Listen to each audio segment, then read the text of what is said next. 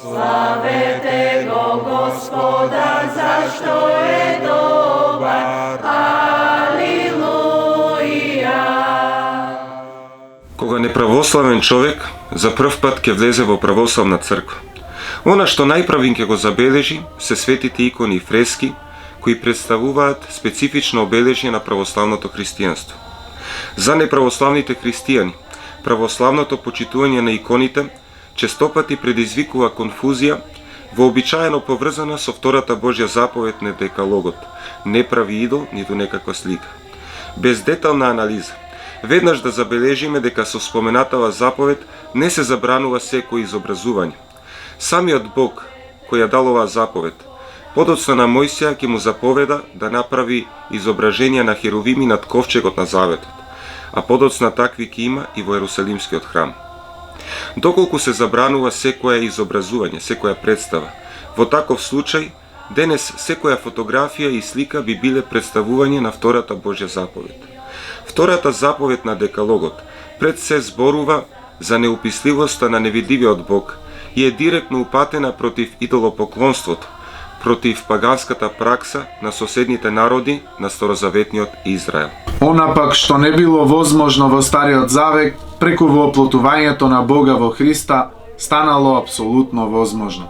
Светиот апостол Јован вели: она што беше од почетокот, она што го чувме, она што со очите своји го видовме, што рацете наши го опипаа, за словото на животот кој беше во Отецот и нам ни се јави.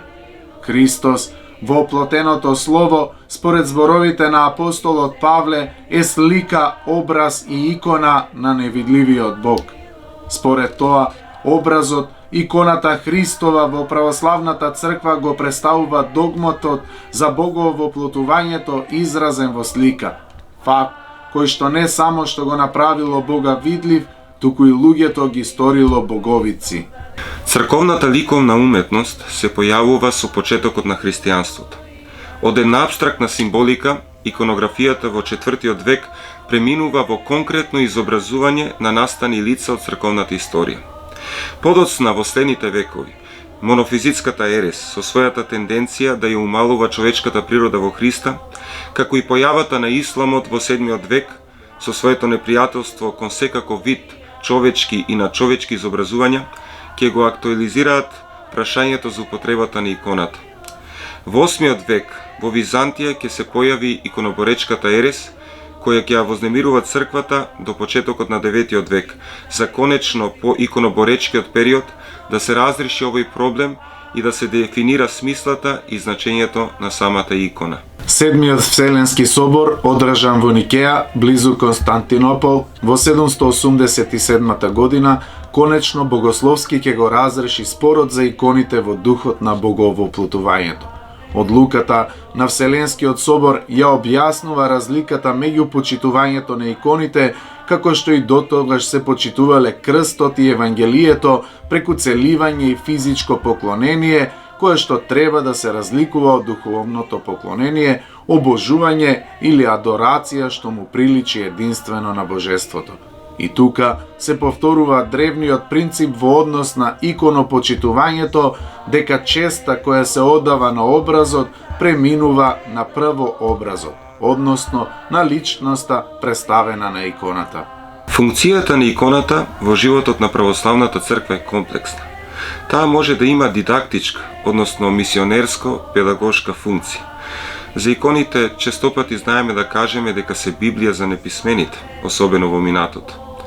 Потоа, иконата може да делува психолошки и да има помошна функција при молитва. Во својата конекција со богослужбениот живот, иконата има есхатолошка димензија, односно таа представува изобразување на духовната реалност и е сведоштво за славата на идното Божјо царство кое е веќе со нас. А најважно, таа е сведоштво за фактот на боговоплотувањето, дека Бог стана човек. Ваквата теологија на иконата не ја прави неа претстапување на Божјата заповед, туку нејзиното отфрлање, кое што представува негирање на фактот на боговоплотувањето. Иако формално иконопочитувањето било решен проблем на соборот во 787 година, Сепак, конечното спроведување во пракса ќе се случи подоцна 60 години по соборот, кога царицата Теодора преку свечено црковно торжество ќе го востанови и обнови почитувањето на светите икони. Тоа се случило на 11 март во првата недела од Великиот пост, ден кој оттогаш ќе се прославува секоја година во првата недела од Великденскиот пост, како ден на победата на православието, познат и како недела на православието или славна недела.